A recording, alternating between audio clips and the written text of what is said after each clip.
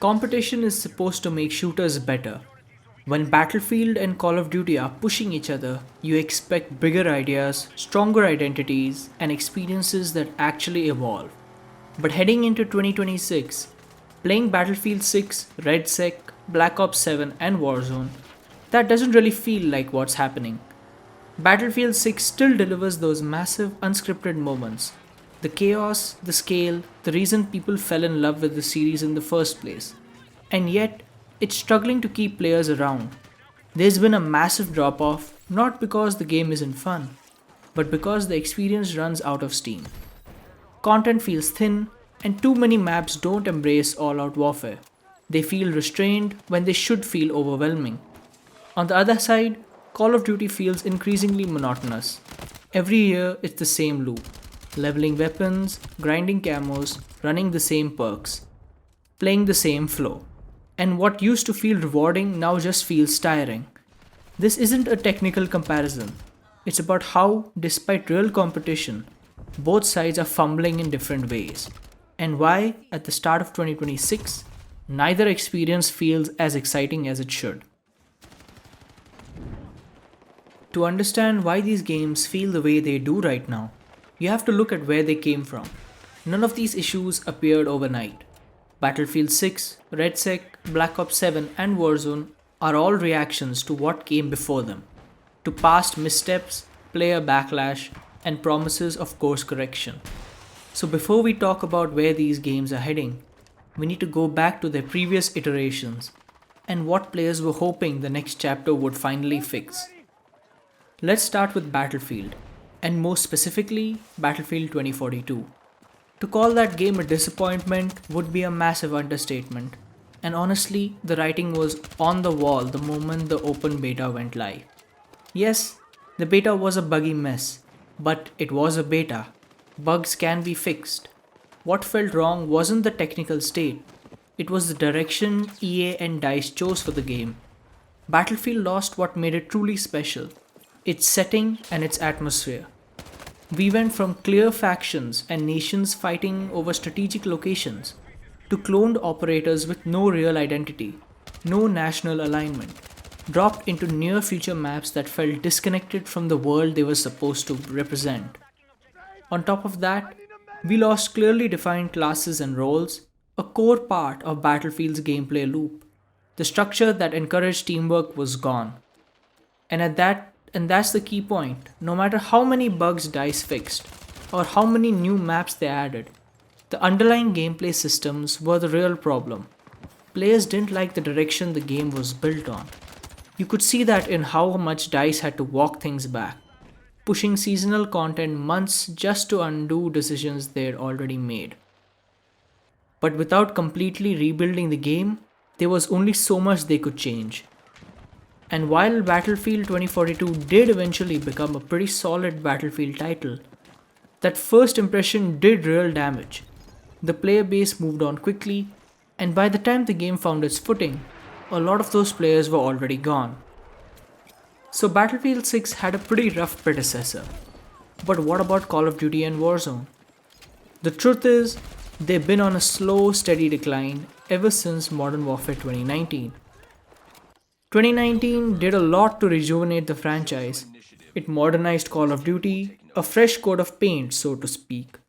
And Warzone was the perfect addition, a free entry point at a time when Battle Royale was the most talked about genre in gaming. But once the lockdown era ended, Call of Duty struggled to move forward. Black Ops Cold War followed Modern Warfare 2019, and while it had its moments, it was clearly affected by development issues and landed as just an okay entry. Vanguard launched alongside Battlefield 2042 and felt like a reskinned Modern Warfare 2019, this time wrapped in a World War II setting that never really justified its existence. Then came the first Call of Duty Next, Activision's big vision for the future of the franchise, starting with Modern Warfare 2 in 2022 and Warzone 2.0. Everything would be built on a unified engine, with even deeper integration between yearly releases and Warzone. On paper, it sounded promising. In reality, it didn't land the way Activision hoped. The launch brought players back, But not for long. Much like Battlefield 2042, people quickly realized the problem wasn't surface level. The game underneath had changed too much. If you want a deeper breakdown of this era, I've got a full video on it. Should be popping up in a card right about now. From that point on, Call of Duty entered a familiar pattern of breaking and fixing things. Black Ops 6 managed to pull some players back, but dry content drops and increasingly outlandish cosmetics pushed them away just as quickly. And through all of this, trust in Activision and the studios slowly eroded. Players stopped believing what they were being told, and eventually, many just stopped caring. That indifference is the real damage. It started to feel like Call of Duty would never truly wow people again. And Black Ops 7 is where all of these issues finally collide.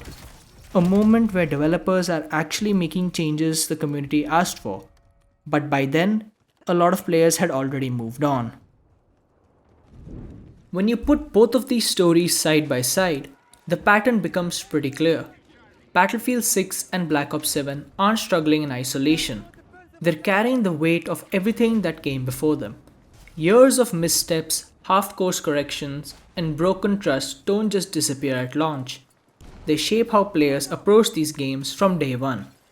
So when Battlefield 6 asks players to stick around without enough content or maps that fully embrace all-out warfare, the patience just isn't there anymore. And when Call of Duty drops players back into the same yearly grind, even with changes they once asked for, the excitement is gone, because too many people have already checked out. That's why the issue isn't just about whether these games are good or bad. It's about why players are finding it harder to commit their time, and why keeping them engaged has become the biggest challenge both franchises face right now. The big selling point with Battlefield 6 was clear from the start: a return to roots.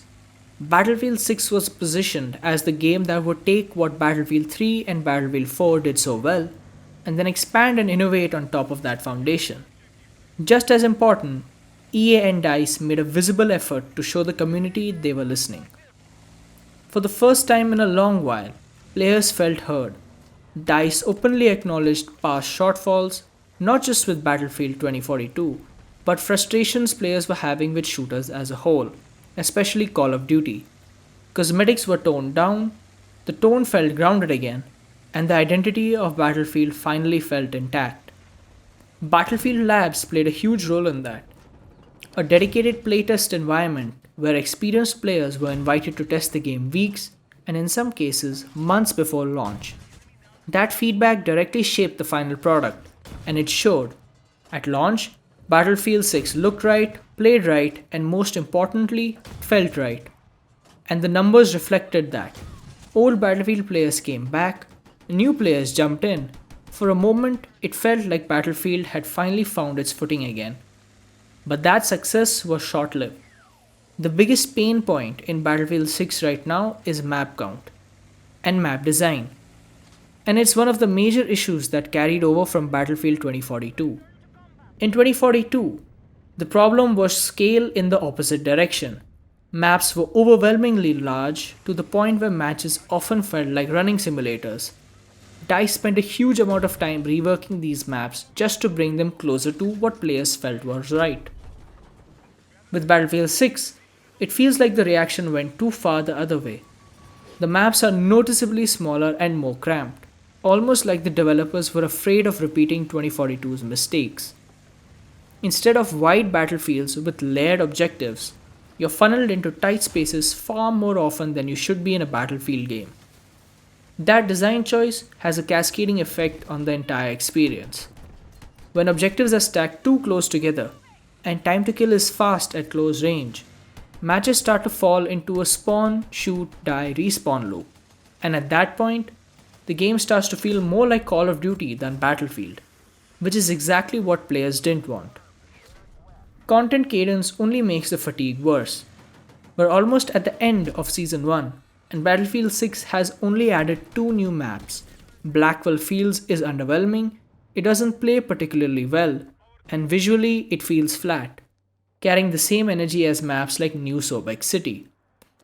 Eastwood is a better addition, but even there, the sense of scale is missing. Most matches collapse into fights around the central villa, and the rest of the map feels underutilized. When your core selling point is all out warfare, maps like this just don't give the experience enough room to breathe. When it comes to Call of Duty, and Black Ops 7 in particular, the situation looks worse at first glance than Battlefield 6. Don't get me wrong, it's dire, but it's not franchise killing, at least not yet. What makes Black Ops 7 such a skippable entry is just how similar it is to Black Ops 6. Treyarch developed both games together over roughly 4 years, and it shows. They share the same strengths, solid gunplay, smooth pacing, but they also share the same problems. In a vacuum, Black Ops 7 would probably be received far more positively. The issue is timing and repetition. Players just spent the last year doing exactly what Black Ops 7 asked them to do now. Leveling guns for Warzone, grinding mastery camos, and running the same progression loops. What made Call of Duty work before 2019 was contrast. Each yearly release felt meaningfully different. Movement, playstyles, weapons, time periods, characters, progression systems. Some players preferred Modern Warfare, others leaned towards Black Ops. But each entry had its own identity. Since the engine unification started with Modern Warfare 2 in 2022, those differences have become superficial. Instead of evolving forward, Call of Duty has felt like a series of low rollbacks and minor tweaks, releasing Modern Warfare 2 and Modern Warfare 3 back to back, followed by Black Ops 6 and now Black Ops 7, has made just how minimal those year over year changes are impossible to ignore. And that's the core problem. Even though Black Ops 7 on its own is a solid game, campaign aside, the fatigue is doing the same things over and over again, is finally catching up with players. Unlike Battlefield 6, this isn't something that can be fixed by adding more maps or more guns. Call of Duty needs a deeper overhaul, the kind of reset we last saw with Modern Warfare 2019, and it wants to generate genuine excitement again. So that's what's holding back the premium releases. But both franchises also have a free to play entry point, and you'd expect that to be where things feel healthier. Lower barrier to entry, bigger player pools, more room to experiment. But what's interesting is that the free to play entries aren't struggling for the same reasons as the premium games. In fact, the problems almost contrast each other. REDSEC's biggest issue is identity. It isn't bad, but it isn't different enough either. For most players, it doesn't offer a compelling reason to switch over from Warzone, PUBG, or Fortnite. The core experience is solid. It embraces the Battlefield identity very well, but familiarity works against it. When players already have hundreds of hours invested somewhere else, good isn't enough to pull them away. Warzone, on the other hand, has the opposite problem. It has the stronger player base, it has the brand. What it's struggling with is content. The experience feels stretched thin, seasons that don't meaningfully refresh the map, updates that recycle ideas, and progression that feels more like obligation than excitement. For a live service battle royale, that lack of momentum is dangerous. So in free to play, they have to tackle a different problem. RedSec doesn't give players a strong enough reason to play. Warzone doesn't give them a strong enough reason to stay.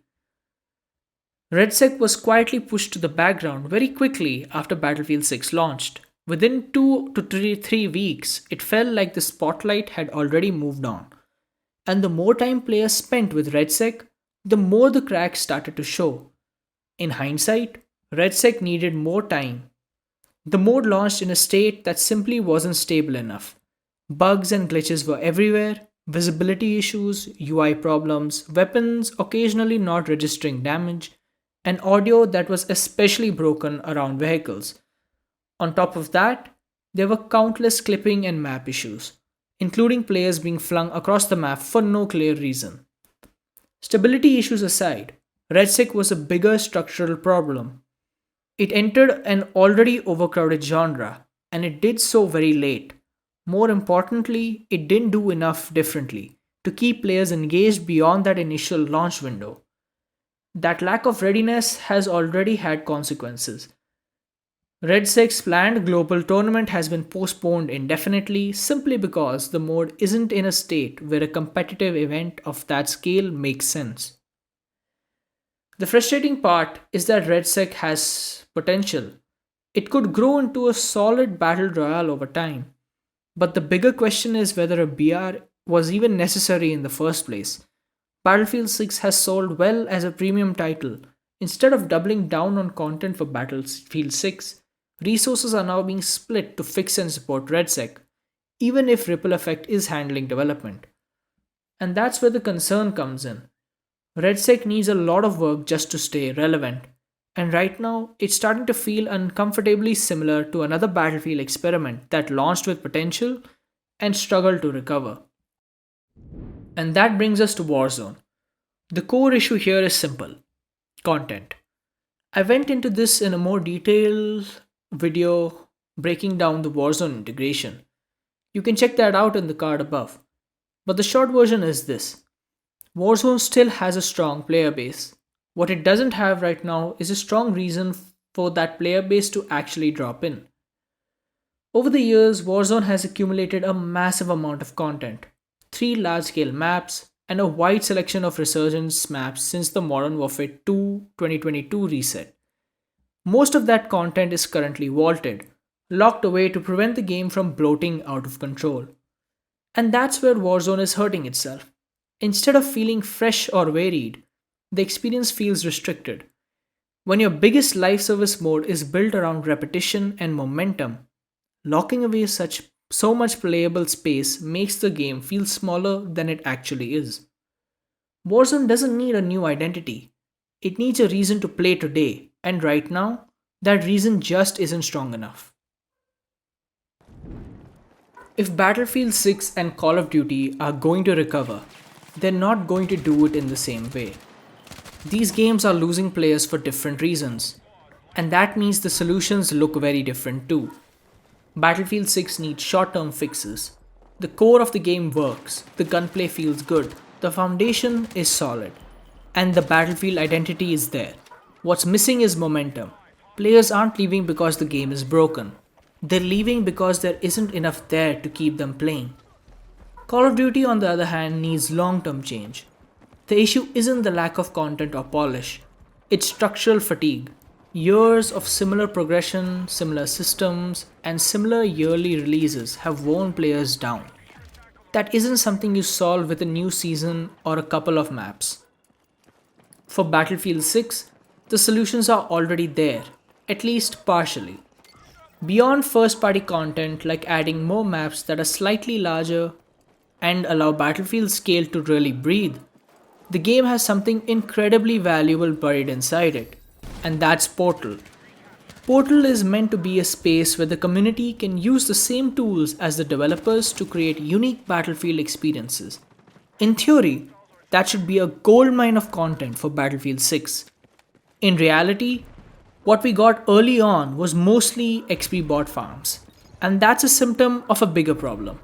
Progression in Battlefield 6 is painfully slow, so players naturally gravitated towards the fastest path forward instead of creative experimentation. The real potential of Portal hasn't been tapped. Community made maps, remastered classics, and custom modes could all exist here, with full progression enabled, giving players fresh experiences without waiting months for official content drops. Right now, though, Portal is underutilized and buried behind cryptic menus that actively work against discovery. Great creations exist, but most players will never see them. If EA and Battlefield Studios make Portal more accessible, surfacing quality community creations directly in the main menus, a huge part of Battlefield 6 content drought could be alleviated almost immediately. As for Call of Duty, there are a lot of ways it could become the shooter we know it can be. Honestly, there's so much to unpack there that it deserves its own video, so stay tuned for that. The short version is this: Call of Duty needs another major shift in ideology. It needs to seriously rethink what Call of Duty could be going forward. Black Ops 7 does make changes that point in the right direction. Some of those shifts clearly reinforce a new direction, and that's a good sign. But it's still not enough. The changes so far feel incremental, not transformative. And for Call of Duty, incremental change isn't going to bring back excitement. Fixing Call of Duty isn't a seasonal update problem, it's a long term identity problem, and solving that is going to take time. Despite all the issues, this isn't a story about failure. Battlefield and Call of Duty aren't broken beyond repair. They're franchises at a crossroads. Both still have strong foundations, talented developers behind them, and communities that want to care again. The frustration comes from missed potential, not from a lack of quality or effort. Battlefield 6 is closer than it looks. The core experience is solid, and with faster content drops, better map scale, and a real push to unlock the potential of Portal, it can rebuild momentum in the short term. The pieces are already there. They just need to be used more boldly and more visibly. Call of Duty's path is longer, but it's no less hopeful. Black Ops 7 shows that the franchise is at least willing to change direction again, even if it hasn't gone far enough yet. A deeper reset, like what Modern Warfare 2019 once represented, could remind players why Call of Duty dominated the genre in the first place. Competition still has the power to make both of these franchises better if they're willing to let it. If you like this video, drop a like to let me know you do, and let me know what you want to see changed in Call of Duty or Battlefield. For more long form discussions like this as we head through 2026, make sure you're subscribed. I'll see you in the next one. Peace.